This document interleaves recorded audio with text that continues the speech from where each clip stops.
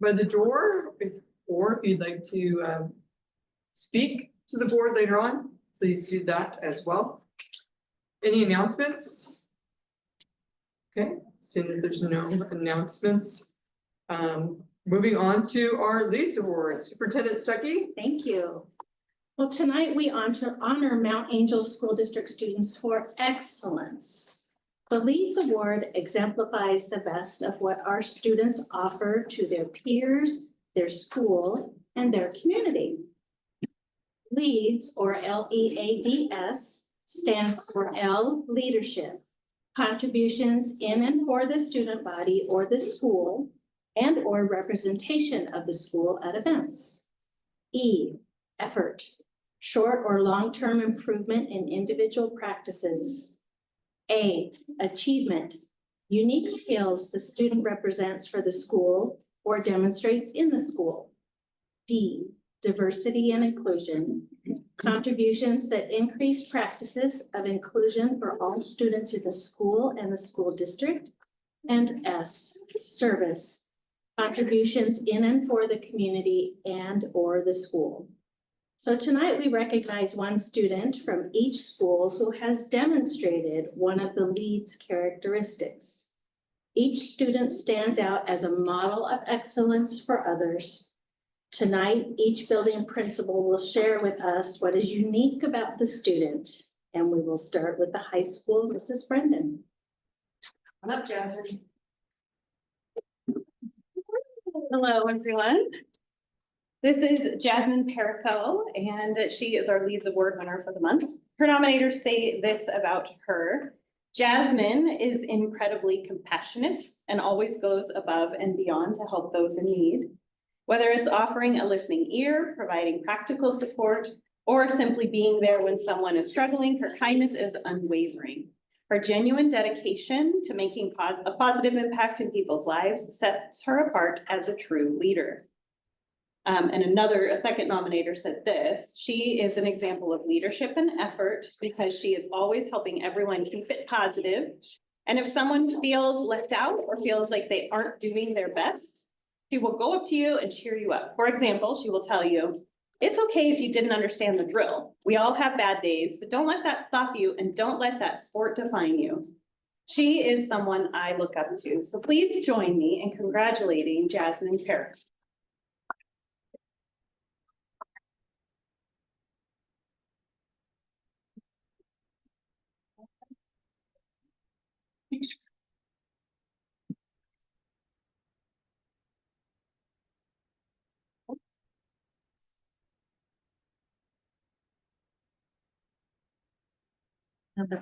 So Okay, go straight. we're going straight on to the elementary school. Yes. And Mrs. French is not here tonight, so the Superintendent Stuckey, would you like to present? Yes, please. Margot Brecker, you can please come up.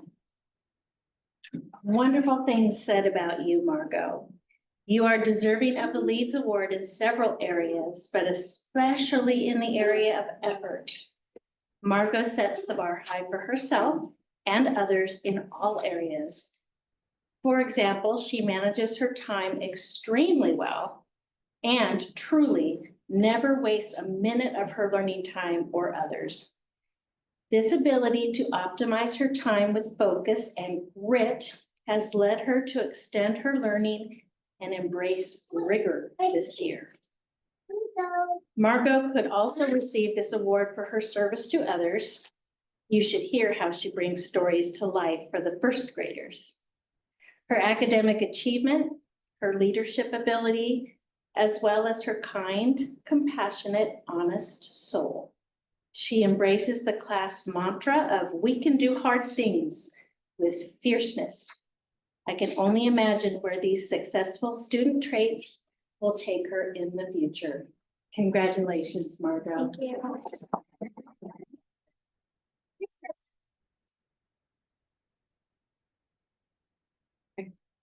All right, we can have our LEADS Awards winners over here, take a picture.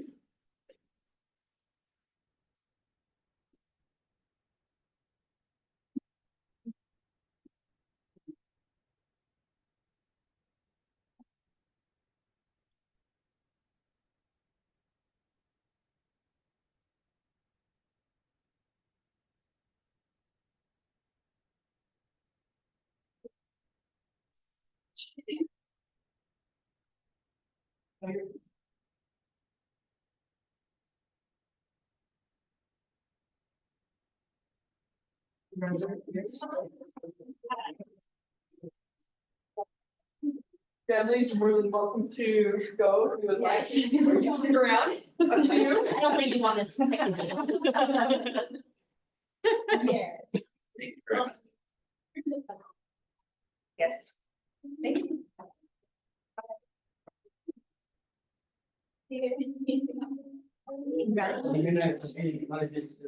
Yes.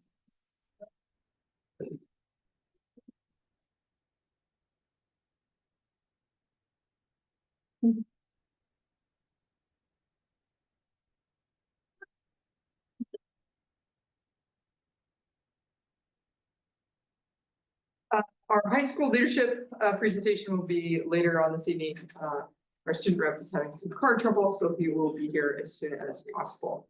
So moving on to the agenda. Oh. We can come back to him, give him a chance to settle. Yeah, yeah, that's okay, come back to you. We've all been there. Yeah, yeah. The agenda, do you have a motion? I move that we approve the agenda as presented.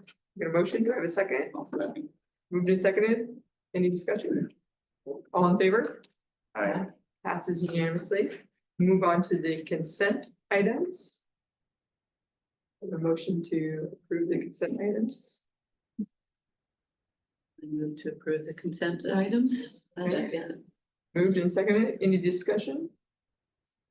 Nope. Okay, all in favor? Aye. Passes unanimously. All right, need some more time for your presentation, you want us to come back to you? Oh, no, it's fine. You're good right now? Yeah. Okay, Right, yeah. go for it. So for this month of December, leadership, our agenda has been filled with planning for the Christmas assembly with activities like cookie eating contests, musical chairs, and other Christmas related activities. For FBLA, nothing much has changed from last month, other than running concession stands through basketball games and running the student store during break time and getting ready for events that they signed up for to compete in, for regional events, that is. For the FFA chapter, they recently had their Hazelnut Fest last week, made over $3,000 selling items that kids have made in shop classes and plant science classes throughout the last couple of weeks of December and most November. And that concludes my report for this. Great, I Thank would you. like to add to the hazelnut. I was so proud of our students there. They did an excellent job representing the community. They were upfront, they were polite. I mean, their stuff was wonderful. So, I mean, we should be very proud of the work that they're doing. I second that. I had a similar experience. Did you Very really? positive interactions with Very those that were positive, very running the professional, booth. and yes, they should be commended for all their hard work. it's great to hear. Thank you. And thank you for your presentation. All right, moving on to reports. Any licensed or classified reps in the audience? I don't see anybody, okay. Seeing none in person, we're gonna move on to administrator reports. Mrs. Brendan, would you like to go first?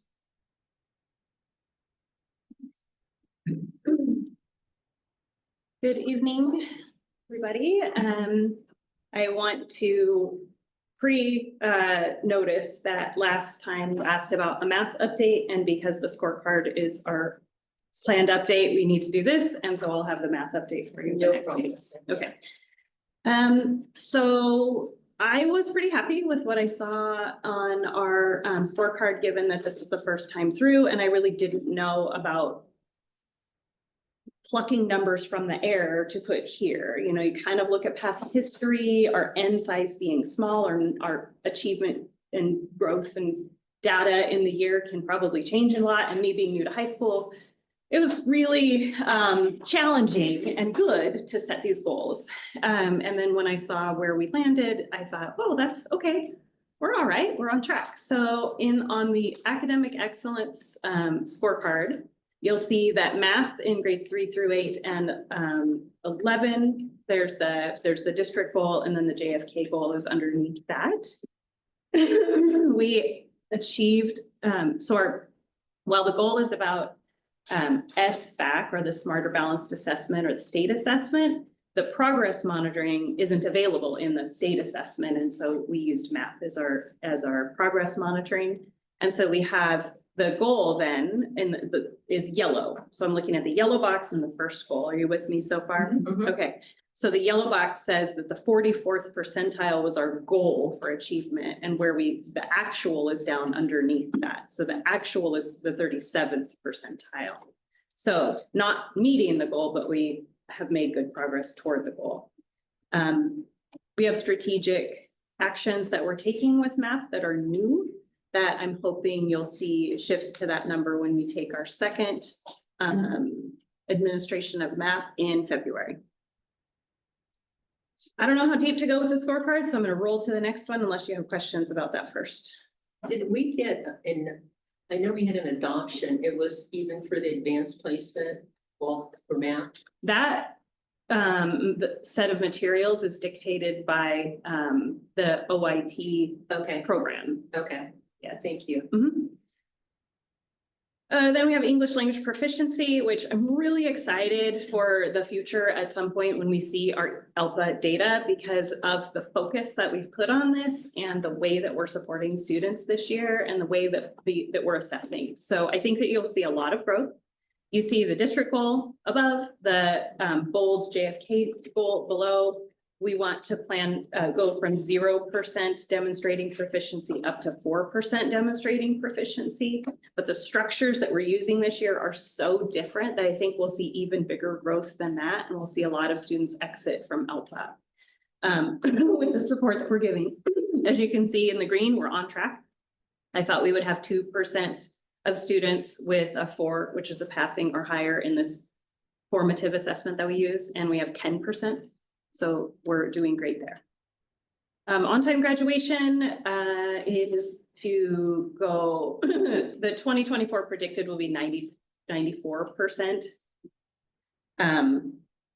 Just 2023's data was just released on the at-a-glance report card. So it was 82%. Am I right? Gosh, I get my years mixed up. Sorry. Yes, 2024, I just did. So we didn't see that data on the at-a-glance. We saw the year before. The way that we're tracking that is through passing grades in Q1, Q2, and Q3. We said we wanted 70% of students having all passing grades, so no failing grades, at the end of Q1, and we actually had 71%. So yay, us. We're gonna aim a little higher for that next end of semester 1, and then in Q3 also. Is 90% realistic in spring quarter with senioritis? Stop it. I mean, Class. it's a first try with this scorecard thing, and I know it's aiming high, but so far it's been pretty great. And this We'll ask again. will inform, yeah. Ask me. See how I feel about May. I'm impressed, and I commend you for setting high goals. Yeah, Thank you. There are high goals in our- and somewhere in between. I'm just excited to have this process where we can check in on how we're doing. I think it's great, and we'll see how it goes. And if I have some red on there, I think we're all going to say, I still have a job next year, I hope, right? That's the plan. That's right. And we'll be smarter. 9th grade on track.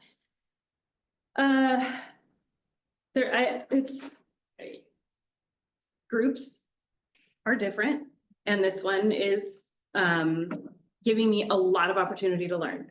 So the 9th grade students, again, it's just the district goal. I didn't add a JFK goal underneath that because it's our goal. It's 9th grade on track. So you can see our goal was to have 85% of students with passing classes or on track with their credits for Q1.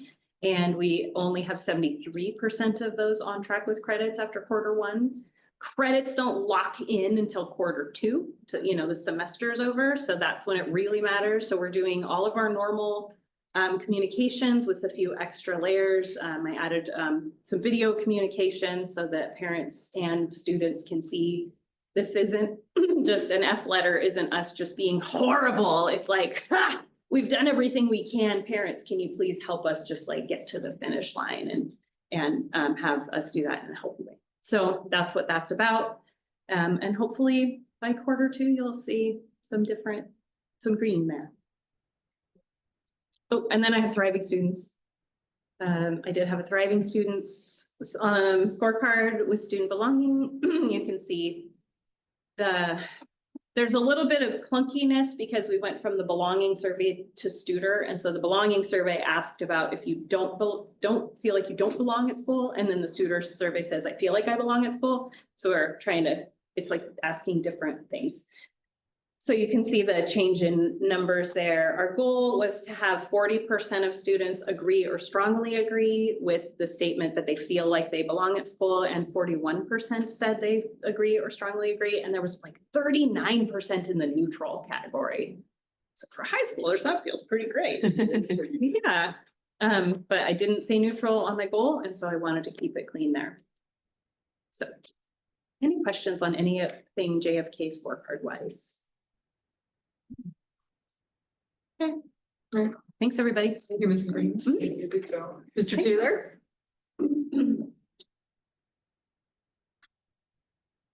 Board superintendents. So first, we'll take a look at attendance. In our Q1, we had 94.10 attendance. We were hoping for 94.5, so a little bit off there, but making good progress.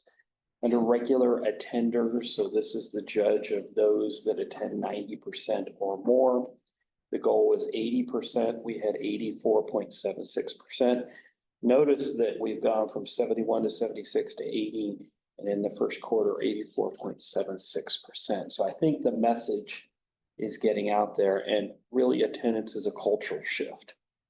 So pretty happy about that. On the backside there, student belonging, we've done some activities around that. We have given the Studer survey as well. Our number was 3.78 on that particular question, but we have yet to do the analysis of the questions on the Studer survey, which we will do in January. But we think we're in pretty good stead comparative to the last year on that. Student well-being, again, we've taken a look at the DESA scores, but we have yet to do a full analysis of those DESA scores and select an instructional support and deliver that. But we think that we're on track for that. Any questions? On the first one, your daily attendance, 94.5 was the goal and you hit 94. Is that like one student missing one more day to mess up that? Oh, I don't know, probably. So today we had 97%. As you walk in our lobby there, I put our daily attendance right there on the whiteboard so that everybody knows what we care about. So when parents come in, other people come in, you can see what that looks like. I think when we take a look at percentages and attendances, I think we have to do it with a little bit of a grain of salt. I've got 165 kids, give or take. It's a small enough number that 3 or 4 kids can swing that a couple of percentages one way or the other. But the trend is upward and steady, which is what we want to see. If we're a really numbers person like I am, I would love to see us up in the 95, 96 range. I think we can do that, but it's that last 3 or 4% that is probably going to be the most difficult. I just wonder if that last 3 or 4% are a handful of students taking your number. Yeah. But at the same time, every kid matters. Absolutely. And we're going to give it that try to make sure that we get those last 3. I was wondering, there's probably no way to correlate student belonging to attendance. Is there? I mean, I was just kind of like wondering about, it's the kids that they don't come to school because they don't feel like they belong, or they just don't come to school. I don't know how you would do that. So I think perhaps more so at the high school than at the middle school. Okay. and even less so at the elementary school. So attendance is more of a parent A issue at parent the issue. elementary. Then there's a shift that happens in In middle school. right? And then probably more Right. of the kids where belonging would be more correlated and more Okay. connected there. What we're seeing are things like mental health challenges, physical health challenges. I'm not sure I understand. No problem.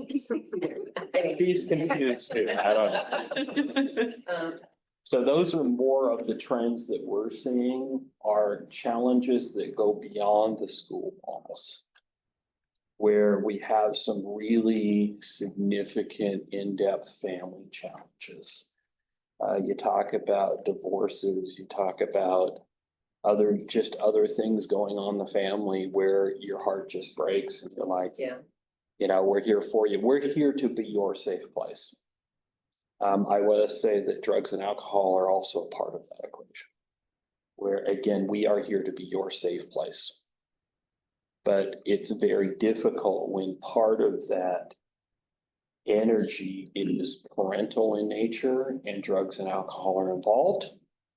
So they don't have that energy to give their kid to get them up in the morning and to get them to school. So we're trying to build some relationships there where we can help the individual student do that on their own. And to build strategies. If you miss the bus, here are some things that you can do to still get to school. But again, these are difficult in the middle school, particularly if you're a sixth grader. that's right. You're still pretty young, so. Maybe some of these goals need accordance. Plus minus.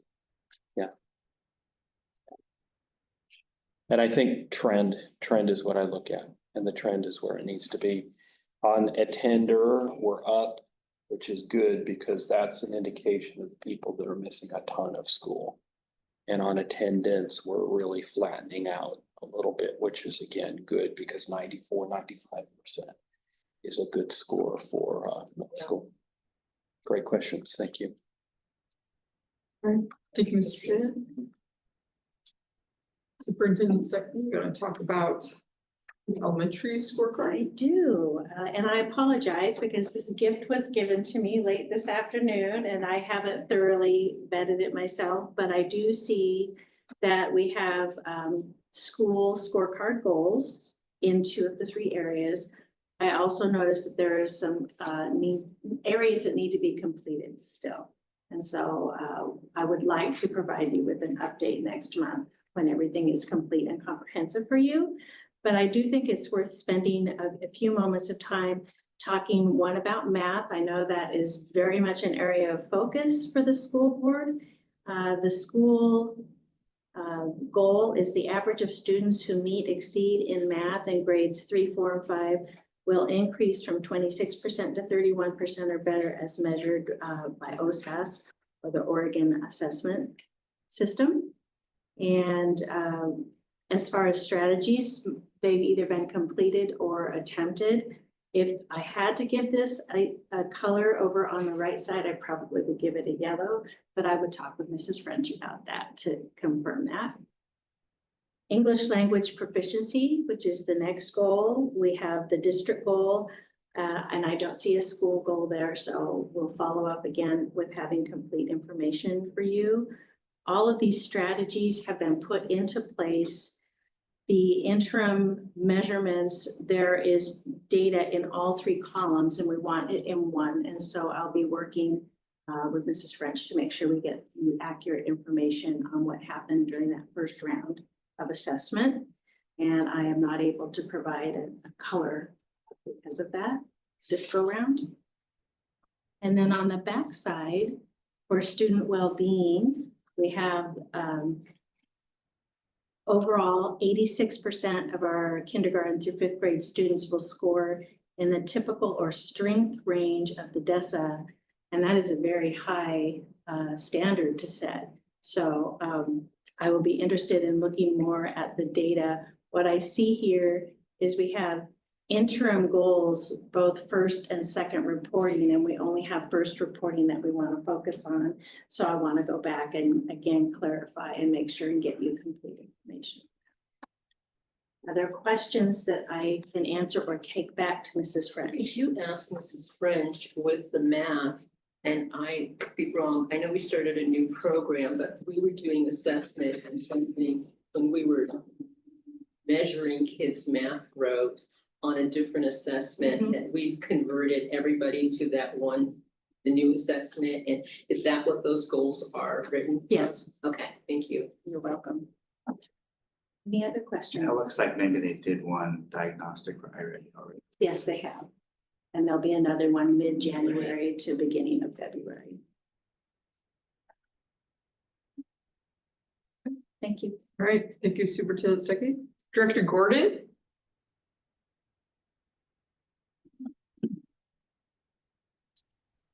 Hey guys, you have my work cards in front of you.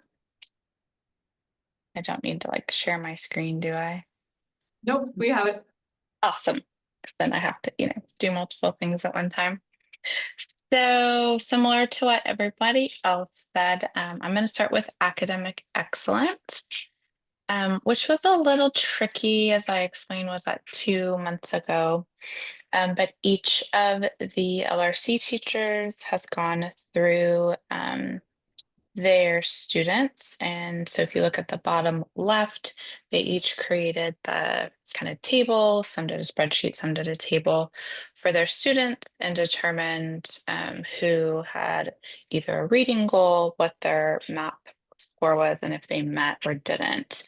And this was a little bit tricky because, as you know, some are coming at elementary school, they're coming back to MAP, so we didn't necessarily have growth data, which also affected some of our students at middle school. And then our LRC teacher at the high school is new, and so he wasn't necessarily able, I think, he was only able to get the data like 2 days before the report was due. So getting historical data was a little bit difficult. So we are in process, but at the next, so I think it was only 2 grades, we were able to actually look to determine whether or not we had growth data, meaning we had 2 grades at the middle school where we could actually compare 2 different data points, right? So like spring to fall.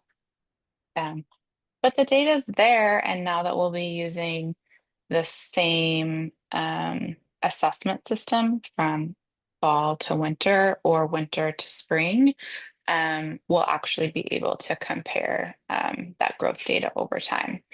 And then, the same for math, similar to what you guys were asking, if we're all using the same assessment system with a baseline established this fall term, then we'll be able to have that as our baseline. And so next time we'll be able to actually calculate that and start that trend line from there.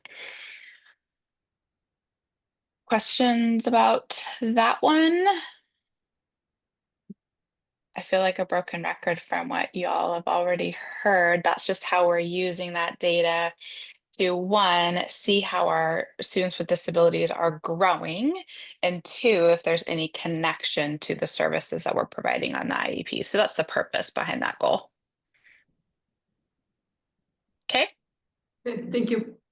The next on my screen is the purple one, family and community partnerships. This one is really whole admin team.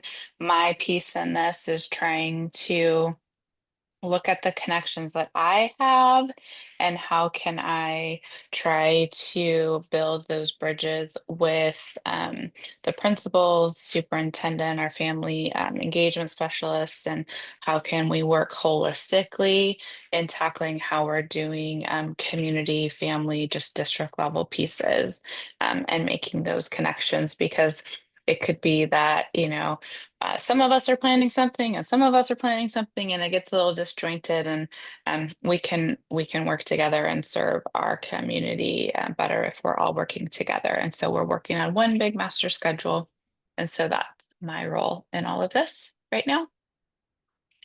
And then the green one, thriving students. Right right now, Teresa, our family engagement specialist, y'all probably saw her at the Hazelnut Festival. That woman never sleeps. She's pretty remarkable. So right now, though, so she has a caseload of families that she, or students and families that she's supporting. Mr. Taylor mentioned, our students who are not attending school regularly. She supports those students and working on strategies and working with families on why is school important? What are some strategies? How can I get you connected with this mental health provider or this doctor? Or do we need to work on a transportation like sort of thing? So she has families that she works with, and we have kind of a spreadsheet and a tab for each month. Some families get off, that's great. So it's not a stable quote caseload, and that's why you see those numbers fluctuate. Of course, December is going to be a little bit different because right now she's in like holiday donation, like busy time. And so that data will be definitely skewed for that. But I think you guys are pretty familiar with that drill. But in January, she'll pick back up. And then student well-being, I do have our DESA scores there. Each of the principals had talked about student well-being and how we're shifting. And these numbers represent by grade the instead of being strengths-based, these are the students who are scored in the intervention, the percent of students scoring on like, we need to match you with perhaps small group or maybe doing some targeted pieces. Maybe if the number is high enough, we might want to look at advisory or whole class or something like that. And so the DESA data is pretty remarkable in how it does that. I know St. Mary's actually went above and beyond. They looked at, okay, this is the number of students who scored an intervention, but we also have concerns about these students. And so, obviously there's discretion around, adding students into that if they don't feel like the DESA quote caught those students. But that is where we're at there. So before I move into tag, questions on the scorecard. Erica, what is like the range, at what percentage do you say, hey, now we need to look at the whole grade? Because I noticed a couple of grades are pretty high, 50% above, like, is your cutoff 50%? Is your cutoff 35? Like, where do you look to say like, hey, we need to do kind of an advisory with this group? Sure.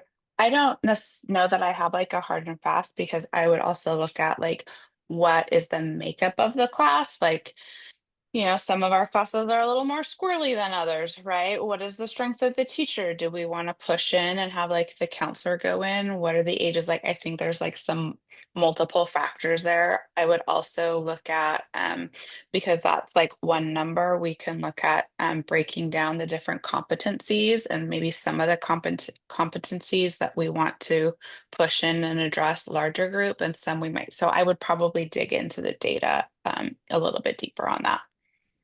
I know that's a really good non-answer for you, isn't it? May I Yes. contribute something to your question? And I would like Jessica Brendan to correct me if I am not on target with this, but it seems like last month when we talked about this, there had been some confusion on the part of the students about the importance of taking the DESA assessment at the high school level, and that might contribute to some of the high percentages. Is that accurate? Yeah, that's part of it.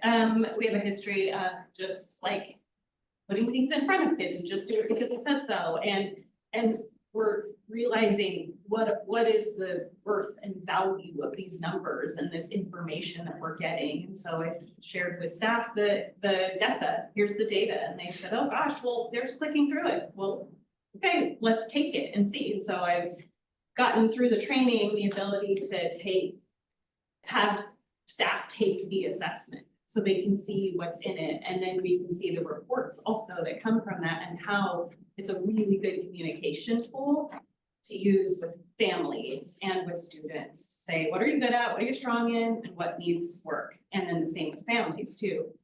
In the meantime, even though maybe students didn't take it very seriously, we're treating it like it's serious. We are giving advisory lessons based on what the data says or strengths or areas of need. So from here forward, we will take it seriously, and it won't be just this thing that we waste time doing advisory. So I hope that helps answer these numbers a little bit more. Thank you. Anybody else? All right, we're ready for your tag presentation. Cool. I will share my screen. I think I can. Can you see it? Yes. Yes. Because otherwise I will be probably looking down. Thank you to those of you who submitted questions ahead of time. It helps me to, actually have a few talking points, but interrupt me if, there's other things. So welcome to your 2024 tag report. We currently have 12 students in the district who qualify under tag. This was really fun. This shows how long I've been in the district. Because this is how long I've been tracking data.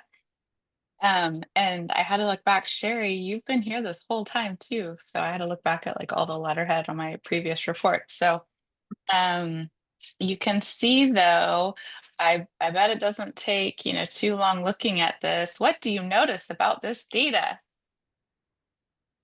Yeah, that's a good question, because that's the thing that I noticed about the data, that we decreased the number of kids in tag throughout the years. Right, but do you notice the year that it decreased? I did notice the year it decreased, and my assumption is that the testing or the evaluation changed with that. I did notice that. I know So it was the COVID, I know all that, but yeah. Yeah, so we lost, close to 100 students that year. And the students, generally the demographics that we lost were students who went to private school and homeschool students generally that can afford to do that. Our testing did not change that year to answer that question, but that's a really good wondering. So percentage wise, it did go down almost a percent. It went down 0.1% for the students that we lost, but we also lost, 90 students. And you can look, we went to 655 down to 630, right? So we lost over 100 kids, and we still haven't gotten back up, right, to 739. So it's taken, you guys, this data isn't any like news to you, right? Looking at our total enrollment, and our tag numbers have really kind of followed that too. Our percentage has, we got back up here a little bit. So we're, so I thought this was really interesting when I looked at kind of the year that happened. I have a question about. Yeah. And I don't know, so I'm asking, what's the state's average on tag kids in a district? That I don't know.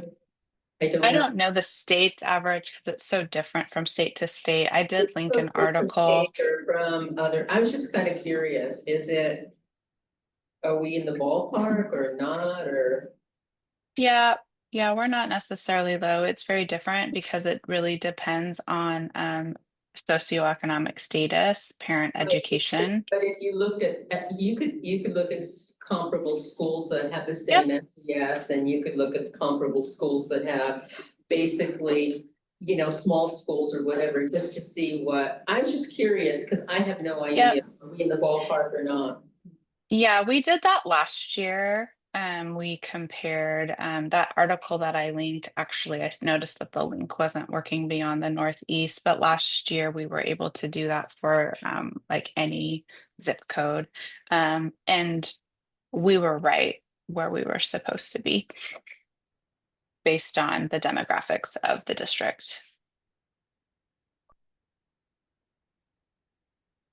Is the demographic just the district size? No, you're talking about poverty and education of parents and those sorts of factors. I don't know if further on in your presentation, I did look at this presentation ahead of time and thank you, it's very thorough. It's a good job you've done. I was just wondering of those 12 students or 13 or whatever we had, are they K-12? The 12 Yep. students? Yes? Yep. Okay. Thank you. So there were questions about the universal screener. We use the Naglieri, and the Naglieri is a nonverbal, culturally neutral measure of general ability. It's not necessarily a quote IQ test, but it does give an indication about general ability. It is computer based. It is completed in less than 30 minutes, so it will actually time out, which is pretty great. It's pretty quick, and the data is immediately available. As a little bit of history, when I started here, there was no universal screener. And so when after my first year, that's when we implemented. So in my second year, we started using the Naglieri at second grade, and then they were going through a renorming of it to move from the NNAT2 to the NNAT3. And so I applied to be a part of the pilot of that. And so we were able to do that. So in 2016, all of our students K-12 were assessed in that, which was pretty great because then we didn't have a doubt about, if we had quote like missed any kids. And so any kid who has essentially gone through our schooling system has been screened using that. And what do we do with it? Well, we look at that data in the same way that we review MAP or OSAS data, students who are kind of rising to the top. I mean, we would certainly look at those top tier kids, but now with the new norms, we're looking down to, the 95th, sometimes down to that 93rd, depending on, demographics of the student, to be like, hey, should we be looking further into gathering portfolio of evidence?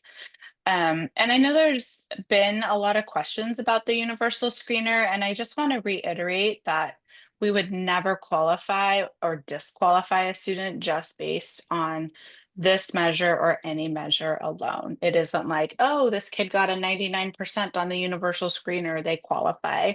This is just one measure, just like an OSAS measure is just one measure. So questions about the screener? Erica, do you use the MAPS and OSAS in conjunction with the Naglieri? Yes. Yep. So we have, if you look at our, if you go into our tag plan, everything is linked, all of our forms are linked, and we use qualitative and quantitative measures, and we use multiples of each. And so we would use multiple quantitative measures, which would include a universal screener. It would include MAP and OSAS. Those would be examples of quantitative measures. So moving into portfolio of evidence, good segue. We've always used a portfolio of evidence. Like the one exception would have been like many years ago, if we're looking at a kid for intellectually gifted. Again, many moons ago, we would have just given an IQ test and been like, oh, you're at the 98th percentile, congratulations, your tag. But in, I don't know, at least 5+ years, maybe longer, 6, because gosh, COVID's now been almost 5. We've, used multiple measures. The difference now is that we're not just looking at 97th percentile and above. We're looking at local norms, which again can be different from class to class. So while a kid might, excel compared to their peers in class A, they might actually fit in and not need differentiated instruction necessarily in class B, just depending on, the different types and profiles of students. And that's why a student might really stand out here in Mount Angel, but if they move to to Lake Oswego, they're not going to need differentiated instruction because, you know, the curriculum is just different based on the demographics of that district. Does that make sense? Yes. Great. There was a question about do we require instructional extensions as written? What does that look like? Without sharing like specific students' tag plans, common examples are depth over breadth, so diving deeper, having principals gave some really good examples of, you know, having more meaningful conversations with students, especially at like the higher levels. Students really seem to want ownership over their learning. They don't want it to be seen as more work. They want it to be more meaningful. DOK, depth of knowledge or higher order thinking. So if you are familiar with web, instead of giving them like level 1 and 2, can we at least give them 3 or higher? Project-based learning, kids who are identified as talented or gifted generally don't want to be bored. They want to be engaged, and giving them voice and choice. So if they can show what they know in a different and more engaging way, how can we provide that for them? Tag plans are generally about 2 things, are about rate and level. And so how can we get at one or both of those? Some kids need one, some need the other, some need both. And that's really what it comes down to, is rate and level. And I'm sorry, what? Do you cluster group tag kids? In That- other words, I mean, I know we only have 12, but let's say there's 3 in an elementary school, whatever it is. So do they ever get to do tag activities as tag kids, or is it all even, you know? We've done that before. It was when we had more students. Katie Voss was the principal, and they had like a newspaper Okay. thing that they were doing. It just, you know, it kind of depends on the master schedule and the you know, interest level of kids and staffing resources. So could you possibly tell, I don't even know the kids, you know, who they are, but could you tell us how many are tag in elementary, middle, or high school? No, we don't have enough students, but I do track it myself. So we would know there's 3 tag kids at the elementary school or 4 tag kids. I'm just kind of wondering how about, you know, how tag kids sometimes need interaction with other students that are similar ability levels. Sometimes. Our N size does make it awfully challenging to be able to do that. That doesn't mean we can't. But Just wondering. it's a challenge. Well, I'm gonna question, knowing the numbers in each school, how is that not, Not grade Data level, that- I'm not no, saying. no, grade. but how is that, we can't identify the kids. No, I'm just wondering, Erica, why, or whoever, why is that not data that is okay to share? Just how many tag kids per building? I think in our community, it would be pretty easy to figure out who those kids are. I have no idea. I would have no idea, but And that's okay. And I don't really want to, we're not pointing No, kids, I'm I just don't even curious wanna about know this. what their tag qualification is. I'm just wondering, because I was just wondering how many tag kids we have and just. Yeah. Yeah. We want to make sure that we're following the practices of the state of Oregon and the N size, and Oregon Department of Education does not report specifically on anything below 5%, or maybe it's even 10%. But if that could be identified, you won't find that. For example, in the at a glance reports that I'm gonna share tonight, you will look at some of the reports in the packet and it will not give a specific, and that's why. So my question, Erica, is your bullet point, you're not able to share how and when students are qualified. Understand that. Are students, yes or no, still qualifying year over year? Yes. But they don't qualify until 2nd grade in theory, because that's when That they is That is not true. That is not true. So they do. Correct. They can qualify in kinder. That is I'm just right. wondering. Remember, the universal screener is just one measure. It is a way for us to make sure that we are looking at all kids so that we are bias free in our determination. Okay. Thank you. Yep. Experience says if a kid is younger than second grade. Well, I and it's been pushed understand by it. parents. I understand it, the experiences of kids younger than second grade, just wondering. Okay, Eric, I have a question. Yep. If a parent is concerned, has reached out to, me as a board member, they're concerned that their child's tag plan is not being followed. Do they reach out to you? Do they reach out to the principal? Who do they reach out to? Who can I guide them towards? So it's you can find this on our website or in our tag plan. You can reach out to your principal, or each building has a building tag coordinator. We also have a tag teacher leader that they can reach out to, or they can reach out to myself, and we encourage people to start at the lowest level. And at the upper grades, I know that like the tag plan is reviewed yearly with like the classroom teacher at the elementary level. Would the tag plan be reviewed with the tag coordinator at the secondary level? It depends which area that they qualify in and how it's implemented. So it could be reviewed, for example, with several teachers, right? So especially if they're intellectually gifted, I mean, that could apply in a lot of classes. And so that's going to be up to each individual school team to determine how that's going to be applied. And it should be reviewed with all of those people. And so again, I would encourage those parents to be working with their principal or tag leader at that building. So each building has a tag leader and then they report to you? Is that the process? No, the tag leader would report to their building principal, but I'm here to support and answer any questions if they get stuck. Yeah, thank you for that advice. Yep.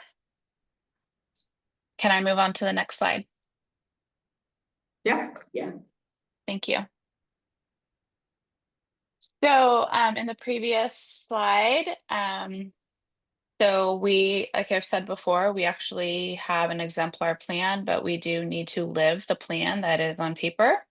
And in meeting with our tag teacher leader and reviewing it and looking at some of the pieces that we believe need to be shored up. These are the 5 things that he and I believe can help us achieve those goals to be living the plan.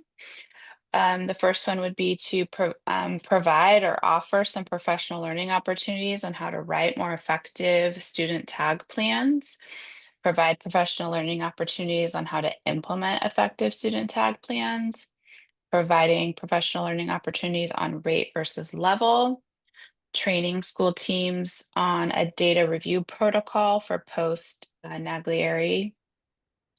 So again, that data comes out. What do we do step by step? Training school teams on the progression of student movement through tag data collection process. And I think just overall, while we believe our tag plan is clear, we'll be going through and assigning dates to anything that we can. Any questions on those?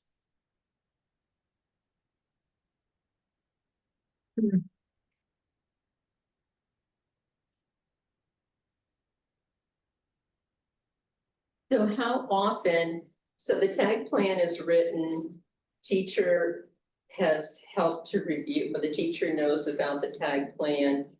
How do we, throughout the year, or how do they monitor to make sure that it's being implemented?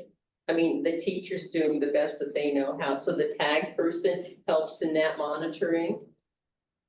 No, it's up to the teacher to be implementing and monitoring it. There's data points throughout the year that they need to be entering that data on the tag plan. The tag coordinator is really just in charge of making sure that it's getting done and kind of nagging them to do it with different timelines. Okay. That's a good question.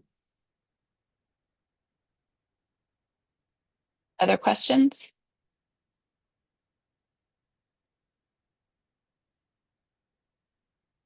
Okay.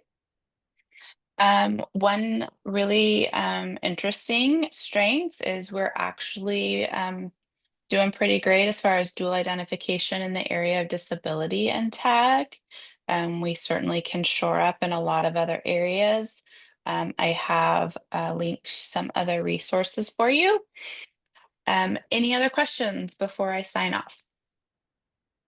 So I guess since we have such a small amount of kids in the tag program at Mount Angel, be it in the average range, how do we know out of those 12 kids, is it meeting is it the kids that are bilingual, or is there, dual disability? I know you can't just say that one kid's dual disability, or you can't say one kid is that, but I was just wondering, is it equitable across the board? No, it's not. It is not equitable as far as English learners or Hispanic in if you look at representative, like if you're looking at what is representative of our population, no, it's not. Right, so is there a possibility of saying out of the 12 kids, that would be 100%? How many, and right now are bilingual students or dual identified students? Would it be like 25% or? No. No, No. no. Okay.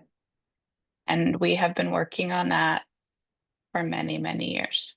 So that is an issue for us to continue to resolve. Yes. Yes, so we have kids, but they're mostly can I say that mostly the 12 kids are monolingual? Yes. Yes. So, All okay. of them. All of them are, okay, English only, as lack of a better way of putting it. Okay, so, okay, is there a plan to look at how we would increase that?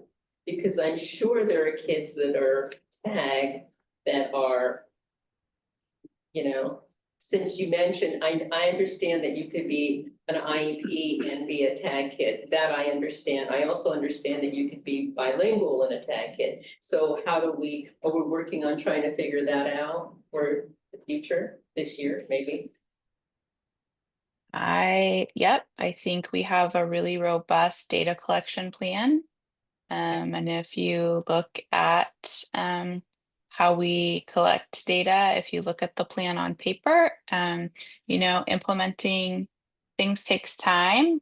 And I would like to think that, we really just started doing this last spring as far as, looking at larger parameters and looking at those culturally relevant scales, really working more with teams. One of those things that I think was on the goals there is, and I've met with the superintendent about requiring a certain number of SSTs be tag focused. And so the superintendent and I will be working with the principals That's great. on, this increased focus on this. And getting into those because our plan is fantastic. It really is. We just need to live it. I think you have a wonderful plan. You just have to work it now. Agreed. So What other questions? I do have another question. What data are you using that says one of our district strengths is dual identification, disability and tag? When I look at the percentage of students who are dual identified compared to the representation in our general population, the percentage is greater, and it's also greater than the state of Oregon. Yeah, thank you.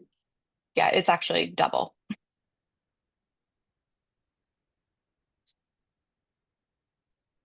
All right.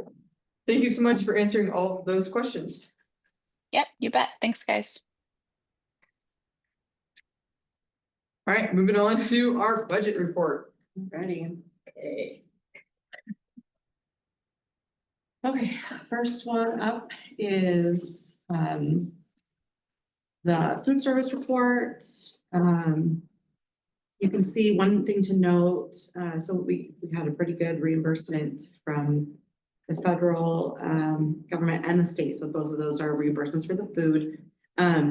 But part of that increase is you can see under the line farm to school wrong account. That's actually $4,400 is actually a state grant and not a federal grant. So you'll see that reflected up above where it says 3299,301. So that's why there's that negative number. But we didn't have money taken away. It's just I had to allocate it. So the total revenue for November, which is our highest so far this year, was 50,727.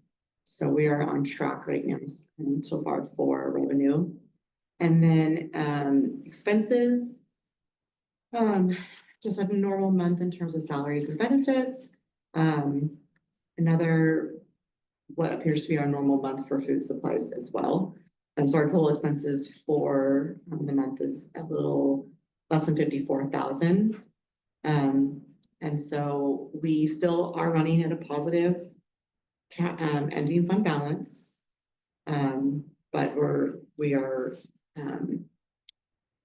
not making as much as what our expenses are so far this year. So we're dipping into our fund balance, but we're still positive. So I call it a win. Any questions on this at all? Okay. And then for financial summary,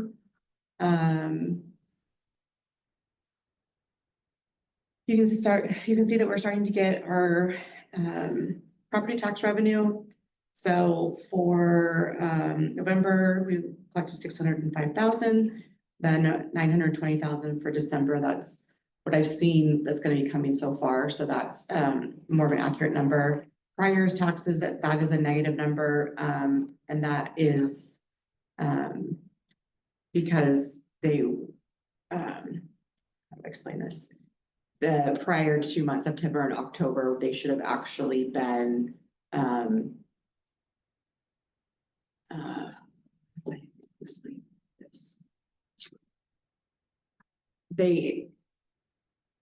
they were transferred before. And so what happens is I transfer them in that month. And so they actually is revenue from a month before. That makes sense. Does that make sense? Okay. Interest on investments is the same. And then you can see our state school fund. So our total revenue for the month is a little less than $1.3 million. And then for expenses, again, just a normal month in terms of salaries and benefits. And so our total expenses for the month was 753,882. So that definitely is helping our month-end fund balance. I also went through again and just made sure that our salaries and benefits for the rest of the year are a little bit higher than what I originally had on here, just to keep those numbers a little more accurate for going forward. So any questions on this? What would be like an example of other local income? I'd have to tell you, I mean, it could be, I can't remember what this particular one was, but it could be just a miscellaneous refund check that we received from somebody. So like the month prior, I believe that was a dividend check that we received. But I can tell you exactly what that is and send you my email. But yeah, it's just miscellaneous income that comes in that doesn't really fit in any of those other spots, essentially.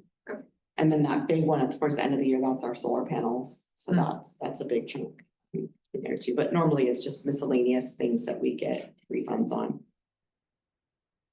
Any other questions? And then I also did a quick presentation on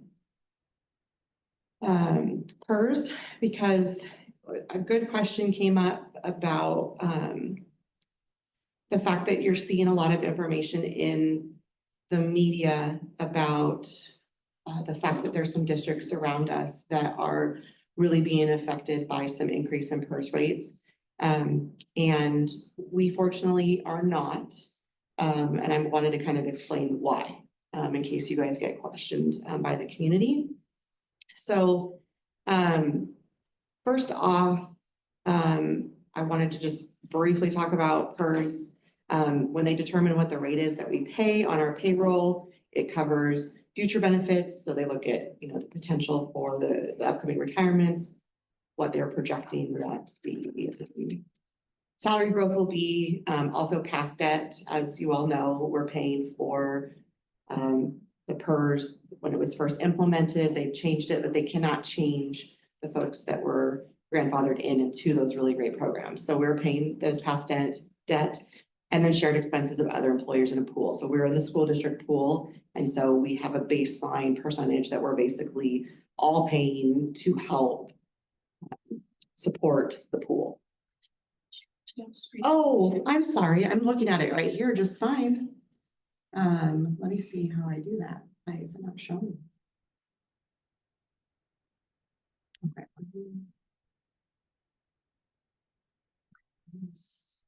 Oh, that work?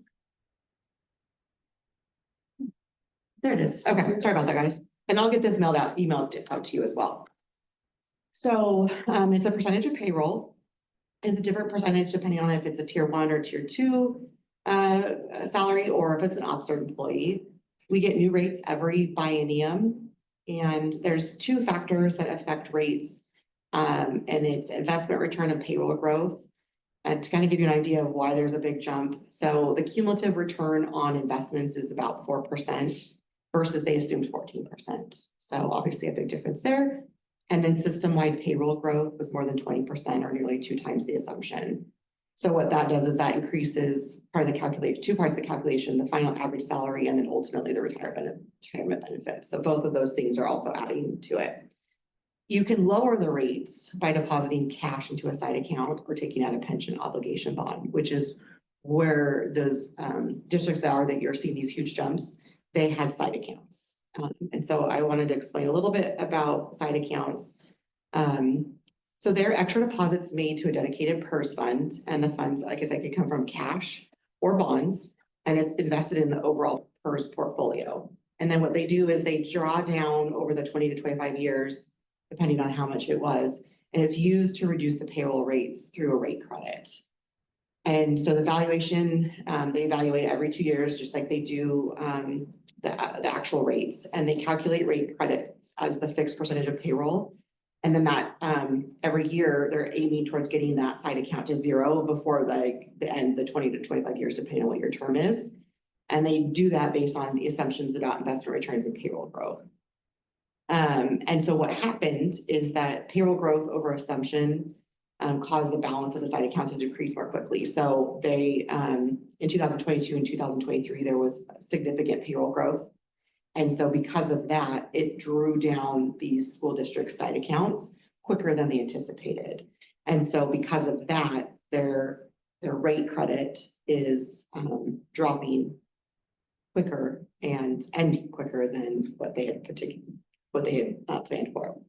So this slide, when you get it, you'll be able to see a little bit closer. But for us, we are in the school district rate group, which means we pay a lot in PERS already, but we also don't see a lot of variance year over year. So as you can see, from this current biennium to next biennium, tier 1, tier 2, we're going to see a little less than 2% increase. And for OPSERV, we're going to see a little less than 1.5% increase. So I took what our budgeted salary is for 2024 and 25, and then increased it by those percentages just to kind of give you a range. So for us, that's, about $100,000 in budget impact. As you can see from other districts, if you've been following it, it's millions of dollars for them. And this is so you can see right now, we're paying 27.87% for tier 1, tier 2, 25% for OPSERV. It's going up to a little less than 30% for tier 1, tier 2, and a little over 26.5% for OPSERV. When I budgeted this year, I budgeted at 28%. So I always give a little bit of, cushion in there anyways. So for us, this is just kind of our normal, every year we increase it a certain, percentage. But if you look down a little bit below, so like Silver Falls is an example, that's gonna see a big jump. You know, currently they're 6.34% for tier 1, tier 2, OPSRP is 3.5% because of their site account. But it's gonna go up to 15.83% and then 12.65% respectively. So, you know, that's where you see these districts that are having this increase in costs that they weren't expecting. Because it's such a big jump for them. So it is worth to note, though, that the folks that do have site accounts, they have saved millions and millions of dollars over the years. So, you know, it's a great tool if you got into it at a time that made sense. Because it really comes down to the rate environment. Right now, you would not want to apply for get a site account because the rate environment as it is not lucrative for this type of thing. However, they are always watching it and they will let us know when it does become more lucrative for us to do that. We probably would have to do a pension bond to be able to fund a site account. Unless we started banking some cash, I think it would be really hard for us to have a meaningful site account just out of cash, but. So any questions on this? I know it's a lot of information, but I do think it's important that people know that yes, we are spending a lot of money in PERS each month on our payroll, but this is our normal course of business and we're just kind of steady. That makes So sense. what you're saying is that we're just following we've always just budgeted for that, for the extra every year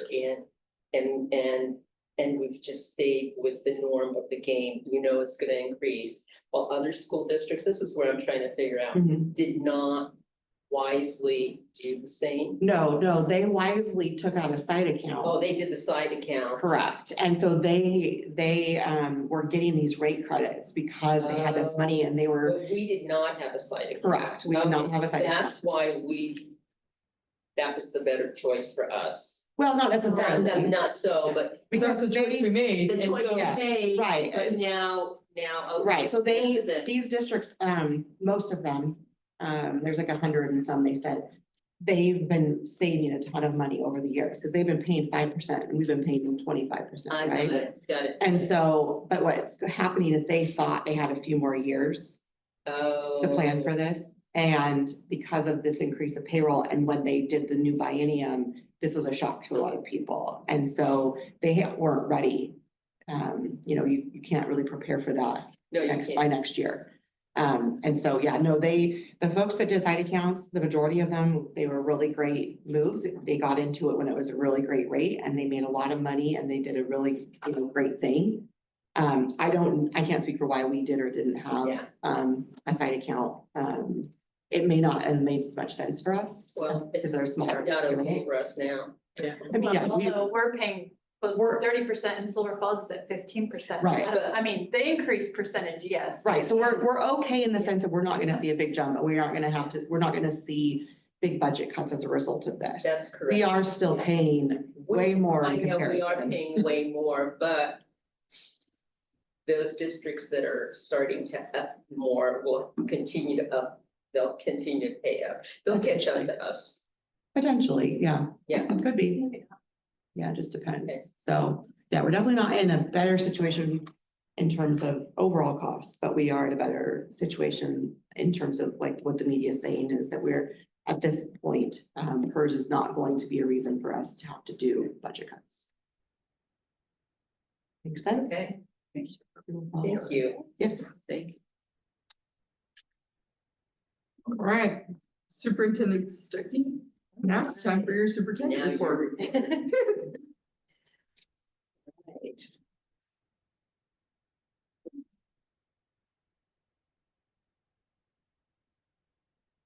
Good evening, Chair Fowl and members of the board. Tonight's topics routinely are student enrollment, transfers in and out, and the current enrollment.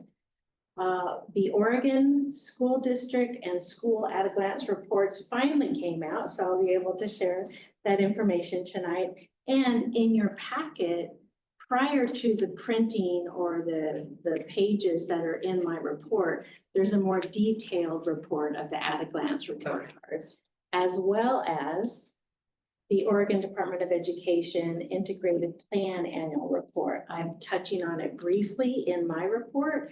You have the full report in the packet. I just want to say that you are used to, as a board, hearing about the SIA annual report at this time of the school year. That shifted when that integrated plan was required, so now it becomes the IP or the integrated plan report. And then finally tonight, a leadership update on equity, diversity, and inclusion for you. So starting with enrollment, transfer requests into Mount Angel, 0 since the last board packet was prepared for you, and 1 request out. Total enrollment, we're at 686, and you'll see a breakdown of each school and what their enrollment is at. Rachel, on our Sure. board packet, that page, the months of October and November aren't filled out for us. Do you mean at the front of The very packet? front. I noticed that myself Okay. today. We will make sure and get that corrected for future meetings. Thank you.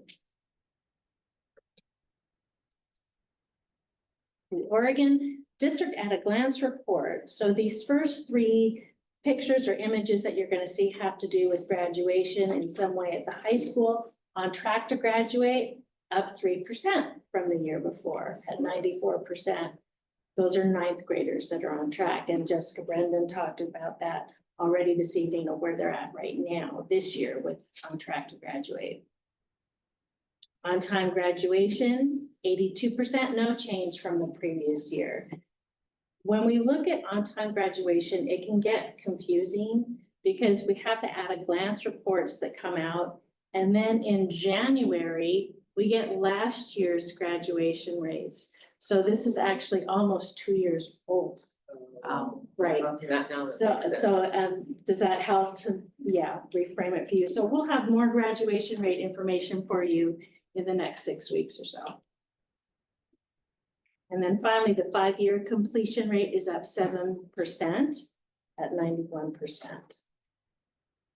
And I'll have a little bit more information to share about this when we get to great things that are happening at all 3 schools. Our grade 3 English language arts has decreased by 7% on the at-a-glance report. Our Oregon statewide assessment system indicates that 25%, this says 24, I don't know why, there's a difference there, but there is. OSAS says 25% met or exceeded last spring. Our first round of early fall English language arts benchmark testing using MAP assessments projects between 25 and 36% of this year's 3rd graders will meet or exceed state standards. And again, there will be another round of MAP testing mid-January through the beginning of February, that window of time. And then the winter MAP benchmark will be given again at that time to further calibrate. Any questions? It's probably worth mentioning that we're starting our English language arts materials adoption process next month. Grade 8 math, a decrease from the previous year of 5%. OSAS again is a little bit different by 1%. OSAS says that 26% of our 8th graders met or exceeded grade 8 math standards last spring. Our first round of early fall math benchmark testing using iReady assessments identified 14% of this year's 8th graders as meeting exceeding state standards, which is understandable because 14% at the beginning of the year showing total mastery is probably spot on. And I'm sure that Mr. Taylor could add more if you had questions about that, but we're learning great things from iReady. It's very accurate. And because it is so accurate, Mr. Taylor is wanting to bump up the benchmark testing or assessment window from mid-January to next week, so we can continue to calibrate and calibrate and calibrate.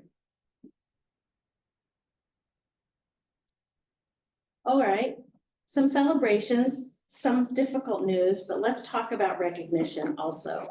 At St. Mary's, regular attenders is up 18% from the previous year. Our Latino students, a 14% increase.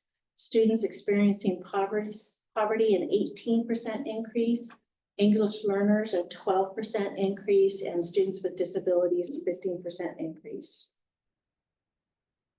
Math is up 4% from the previous year, a 6% increase for our Latino students, our English learners, a 9% increase, and students experiencing poverty, a 5% increase.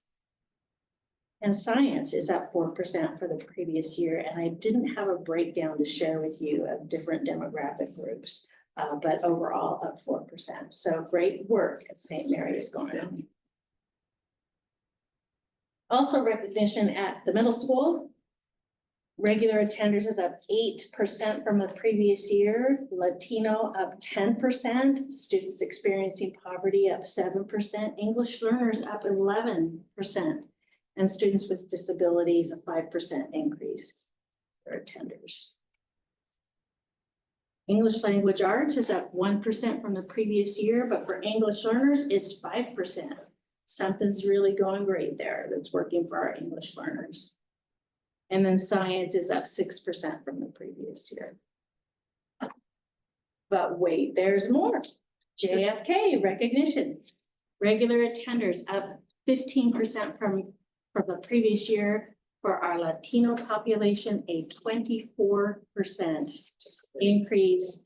And if you wish to look at the OPB article that focused on Mount Angel, kudos to what's happening at JFK and as a whole unit K-12 moving in that direction.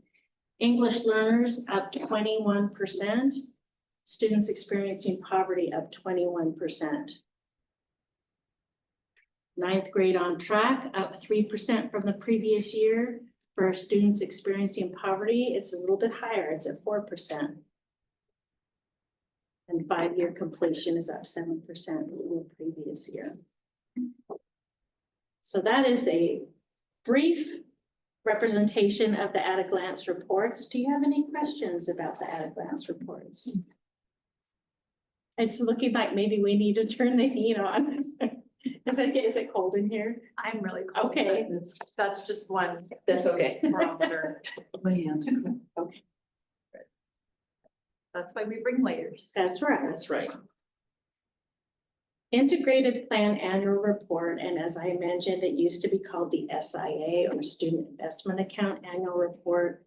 There were 3 questions to answer. And the first question is here for you.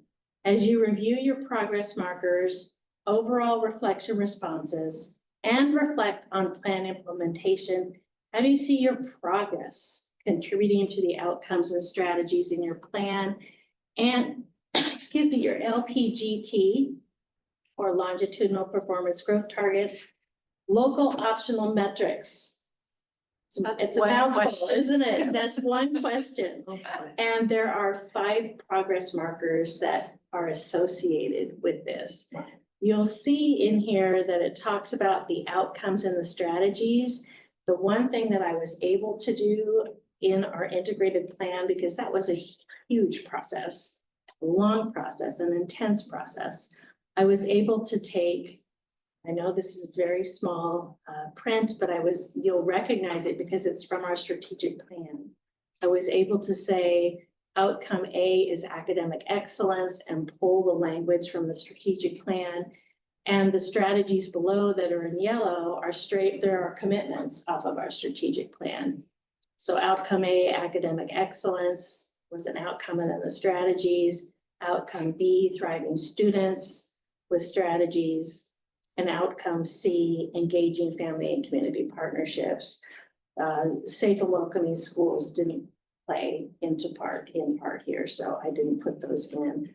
But I wanted to give you some context so that when I shared the progress markers with you, you know why I talked about outcomes and strategies. Any questions on that? Okay, progress marker number 1, regular attender. great news tonight. We've been able to share that information. 14% overall increase last year, 74% per the state report card, significant longitudinal performance growth target progress. And this information I just shared with you a few minutes ago. The question I'm supposed to answer is, did plan implementation contribute to identified outcomes and strategies that were in our strategic plan? Yes or no? Attendance was not specifically identified in the integrated plan as an outcome with strategies. However, if you go back to the previous slide, the commitments or some of the strategies that were highlighted in yellow did contribute to better results for regular attenders. I think this is a good example of the disconnect between the reality of a school district and what it has been required in the integrated plan. But still, we're making great improvement there. Progress marker number 2, grade 3 English language arts, as you saw just a few minutes ago, we're down there, slight decrease for Latino students, 31% as compared to 33% the year before. Significant increase for students of poverty, 31% up from 16% the year before. So we've made some strides there with that demographic group. Did plan implementation contribute to identified outcomes and strategies that are on the strategic plan? No. Even though strategies are outlined under the outcome of academic excellence, the strategies that were identified or the commitments on our strategic plan, those strategies were not a good return on investment. So it's time to revise the strategies, which we have. The scorecards are all about revising those strategies. Does that make sense? Mm-hmm. Any questions thus far? Progress marker number 3. 4-year cohort graduation, unchanged from the previous year. A slight increase for Latino students up to 78% from 75% the year before, and slight increase for students experiencing poverty up to 82% from 78% the year before. Did plan implementation contribute to identified outcomes and strategies? Yes.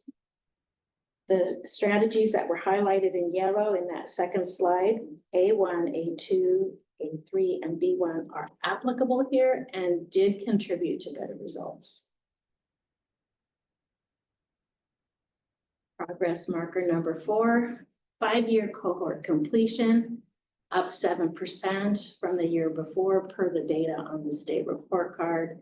We saw a slight decrease for our Latino students, 88% as compared to 91% the year before. A significant decrease for students of poverty, 77% as compared to 86% the year before. Did plan implementation contribute to identified outcomes and strategies? Yes and no. A1, A2, A3, and B1 from our strategic plan commitments did contribute to better results for the demographic of white students. However, results for focal group students saw a decrease. And the final progress marker, grade 9 on track per the report card, 94%, up 3% from the previous year. A slight decrease for Latino students, 90% as compared to 91% the year before. And students of poverty saw an increase, 82% as compared to 78% the year before. Did plan implementation contribute to identified outcomes and strategies? Yes. Again, A1, A2, A3, and B1 are applicable here and did contribute to better results specifically for our focal group students. So those are the responses to the first question. There are 2 more. Annual report question number 2. This one was less wordy. Discuss at least one outcome where you have seen challenges or barriers to implementation. And I easily chose grade 3 English language arts. And I know this is a lot of print in front of you, but this was the response that I gave to the Oregon Department of Education. And what I've done is I've highlighted in blue what to really focus on, what's made it a challenge. We haven't had the proper funding to be able to do what we need to do because new materials cost a lot of money. Digital access for every student, that's not free. That's in addition to the materials. Professional learning through the adopted publisher is extra money. Substitute costs so that teachers can plan and pace and associate essential standards with the product. Additional hourly rates for licensed staff if they come in before the school year starts. And also having an interventionist to provide tier 3 support for grade 3 students. All of those add up to a pretty large chunk of change. And yes, each district does have some early literacy funding to address the above partially, but not comprehensively.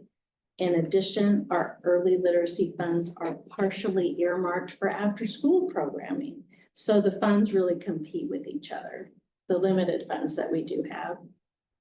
And then I finished it by saying ODE could make a significant difference in the work of small school districts by providing multiple opportunities around the state by region for high quality letters training, which is scientifically based reading instruction.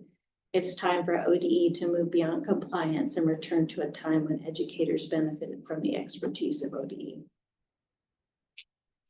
So that was question number 2. Does anyone have any comments or questions on it? No?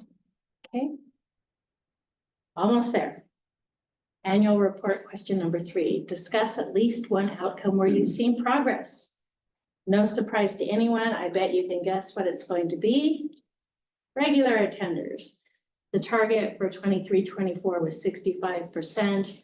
Our school district achieved 76% of regular attenders. And to achieve this, we really focused on 2 components within the integrated plan.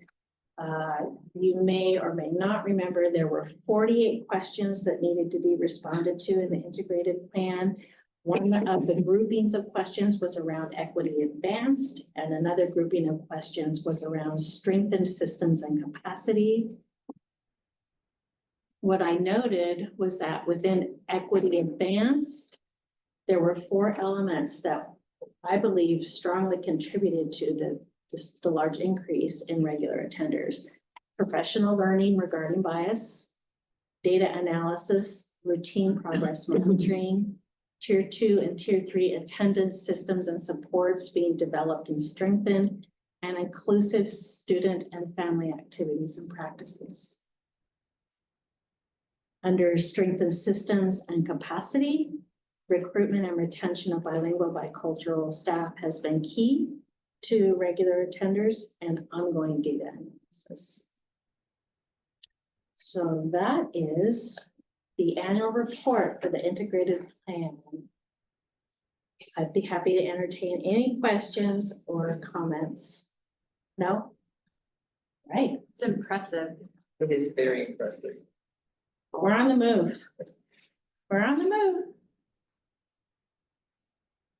Finally, in tonight's superintendent report, some brief information on our equity, diversity, and inclusion leaders.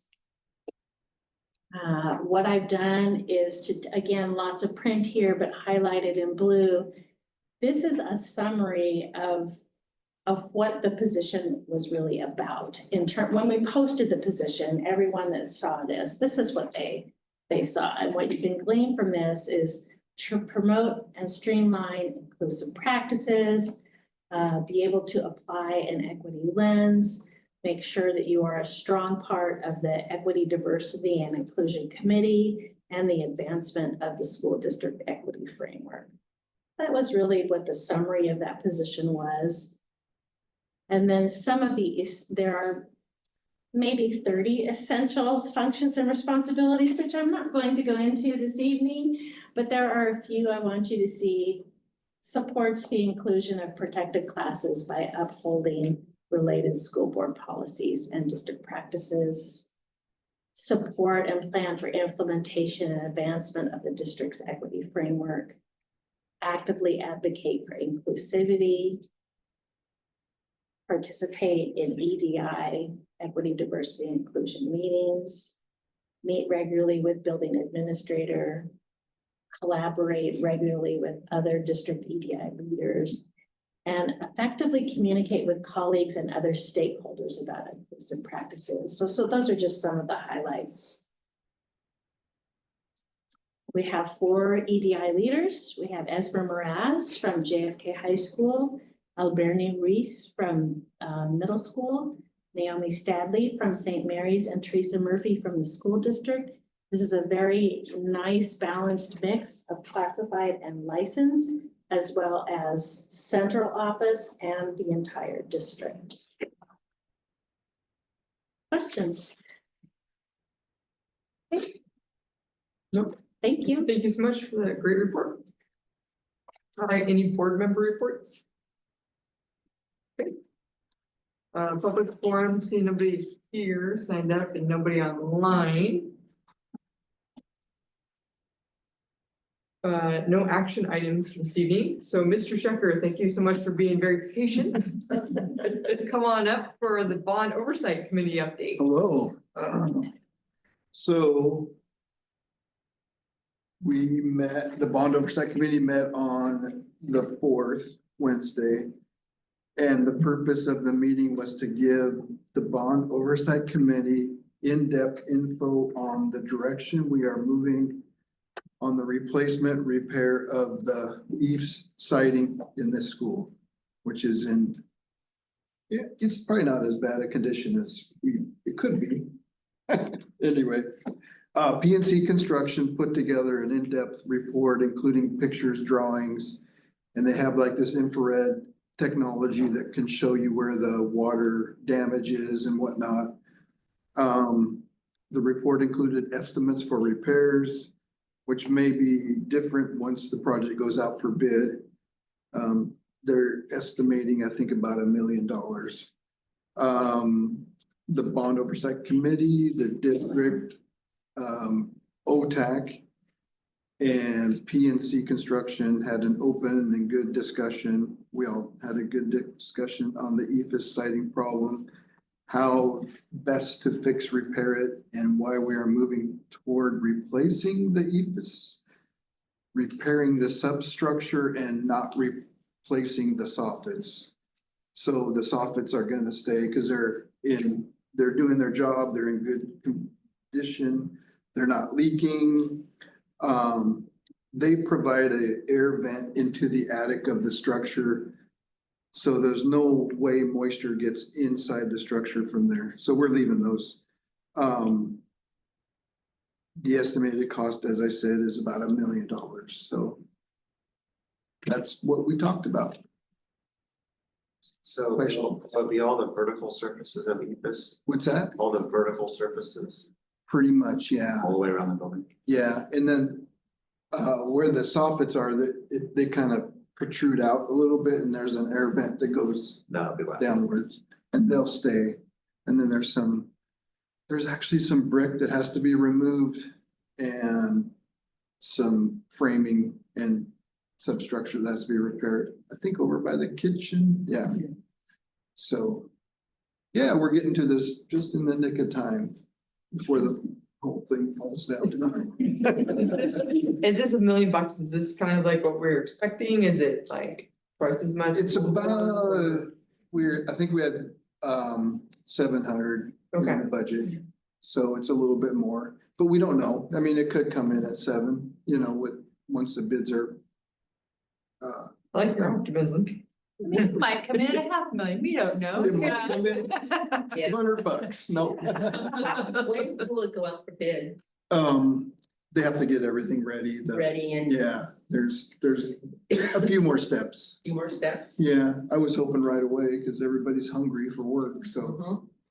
Yeah, One of the other big pieces was the middle school's entry systems. Is that being worked on now? So no, I can answer that one. We're in the finishing up the design phase of all of those entryways in the pods. But for the purposes of the bond oversight, Right. the focus was only on the eaves because it is the largest ticket item in the bond projects. And we wanted to make sure that all bond oversight members could explain the Yeah. basics to community members. Do we think all this will be done by the start of the next school year? yeah, you should be able to get it done in the Yeah. summer. Or, yeah, It's always the goal. Yeah. Well, Yeah. yeah, My understanding is that it's going out for bid in January. They're just Okay. tidying up some final things. Good. right. And is the middle school's entry, is that gonna go out for bid? Same time? Right around there, maybe Roughly. the end of January. Good to go. Right. Give it, all right. See you, Bill. Thanks again for sticking around. Oh, it's always a pleasure. Exciting. All right, future work sessions, dates and topics. So we kind of brought this up a little bit earlier in our last work session about work session at some point in spring centered around PBIS systems and having the administrators there talking about those. Anybody else have any like other specific topics they would have one of work sessions on? No. Okay, We do have equity, diversity and inclusion in January. yeah,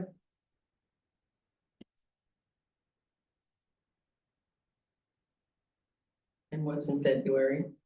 Nothing, Don't have Nothing anything yet. yet. nothing yet in February. And there's March. I don't think we haven't scheduled anything past January. have we? We haven't scheduled anything past January.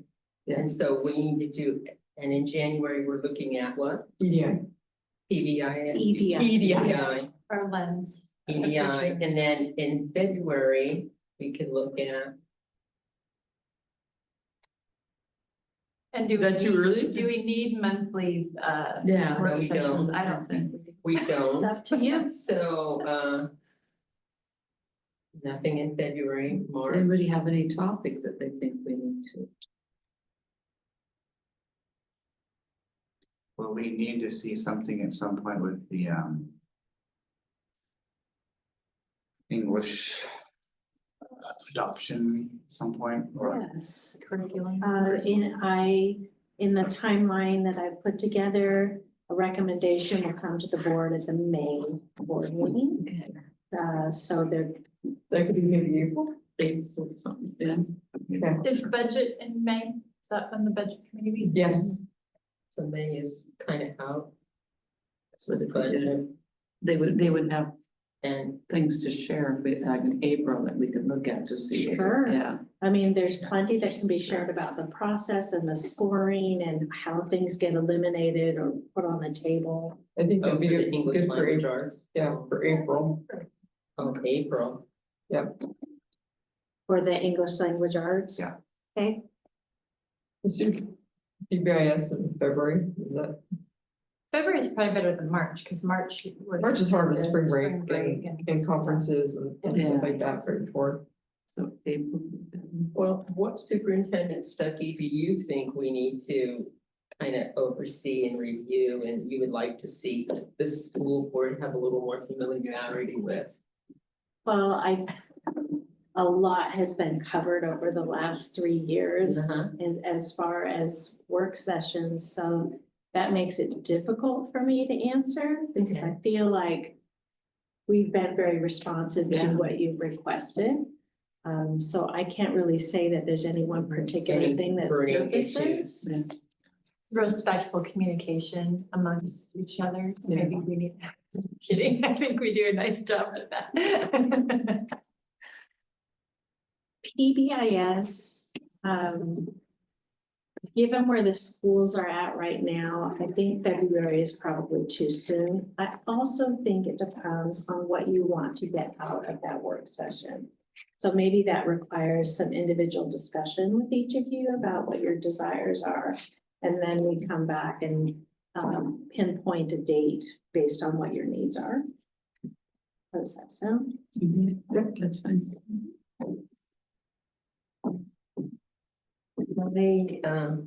Another way of looking at it, and this is just looking at stuff differently, is administrators do an excellent job giving reports every month.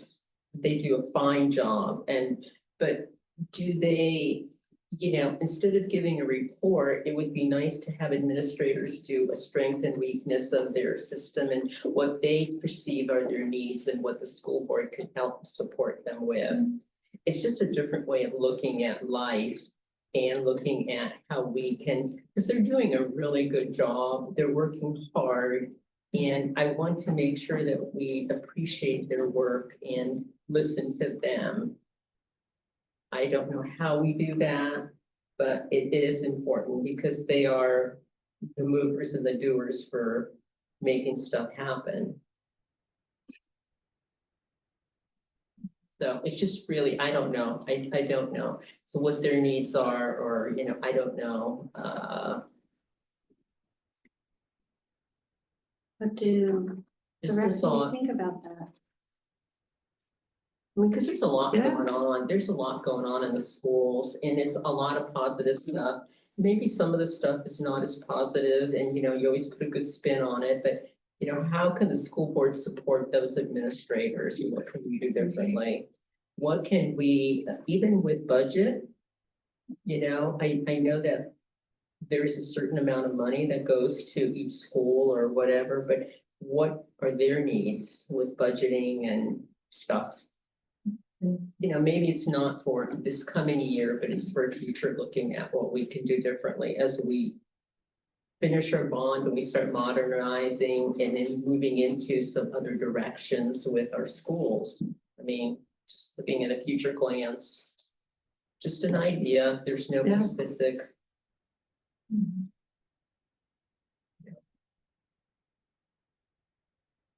Interest, marinate on it. Marinate on it, guys. I like it. And it's, my thought goes to balancing, wanting to hear from the administrators on how we can best partner with them, to continue to achieve progress and success without making it a huge heavy lift for them Yes, that right, makes yeah. it super painful for them Right. to. I don't prepare. want No, that's not what a you want dog to and happen to pony your son. show. I don't Right, want a right. dog and pony show. I don't want anything, but it's. I like the approach of having just some a chance for open dialogue. Open You dialogue. know, not a ton of like. Or, or if the you had other a magic thing, wand. another way is to look at, each school has programs that they highlight. And there's stuff that they do well and successful and they're proud of, and I'm sure we don't hear a whole lot about, I didn't even know that we had. Unless if I didn't go to the parade in the summer, I wouldn't know about the equestrian team that we have in the school or. There's lots of stuff that goes on in schools that we just don't know. Something. That's true. Oh, sorry, it's not really related to the meeting, but my mother texted me, I needed to, she has some sort of outbreak with her cancer, so, is it all right if I leave? Go. Yeah, Absolutely. let's go. Yeah, I know the absolutely. meeting has to occur, Absolutely. but I Oh, don't. No, please, go for it. no, I'm Yeah. just trying to, And I'm sorry, your car broke down too. You just had a bad evening. Take care of yourself. Take care. Feeling Yeah. thoughts to your mom. Yeah. Oh, goodness.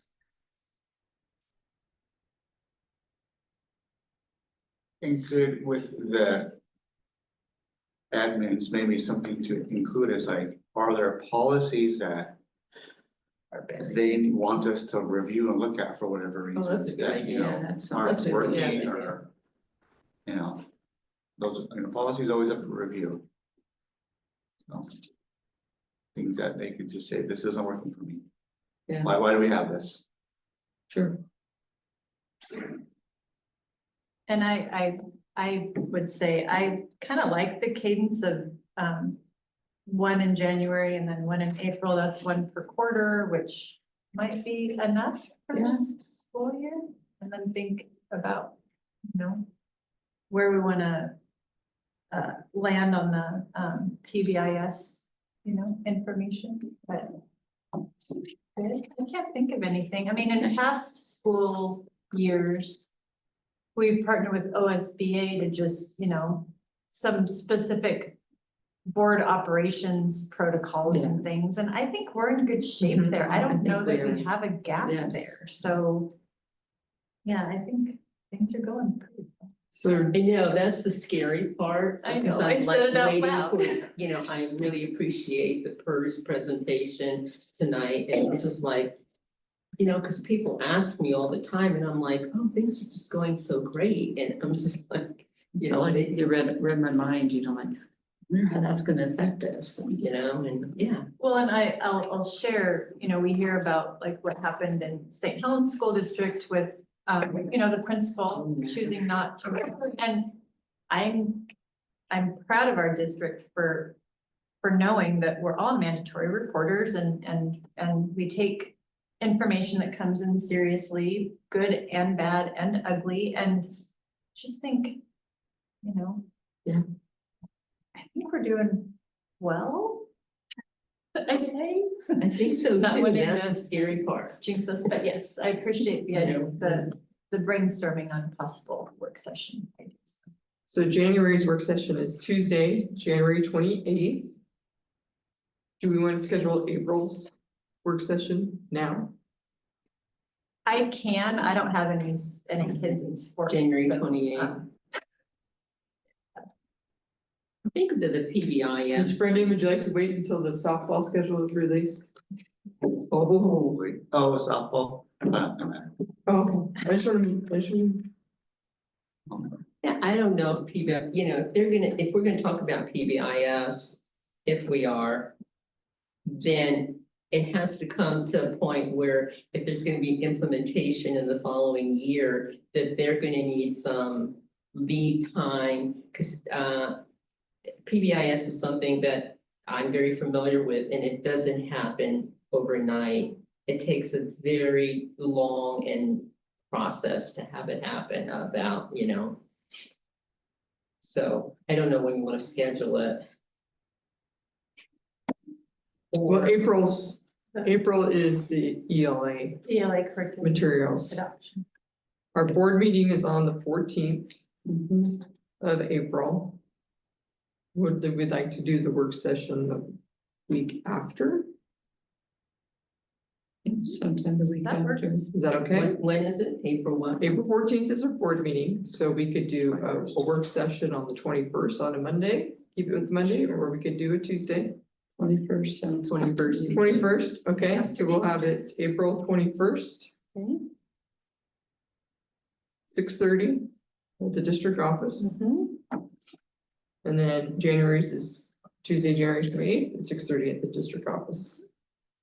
Okay, and then we will go from there. Sounds good. Great deal, great. All right, anything else? I don't mean to extend the meeting, but I did get some answers to your questions while we were, because it was one of the things that bothered me. So the miscellaneous income was a refund for a teacher's trip we got from MWAC. So it was a CTE funded thing, and they've got reimbursed for that. And then to explain the taxes better, so in July, I put the tax revenue that we received in current taxes when it really was supposed to be last year's, and so it's just kind of catching up now, that transfer, and so I realized it, so that's what that is, if that hopefully makes a little more sense than my previous answer, so. We will miss you at next meeting. But we hope you have a good time at Justin Timberlake. Meeting's adjourned. Where are you going? You're gonna go. Wow. I was in Timberlake.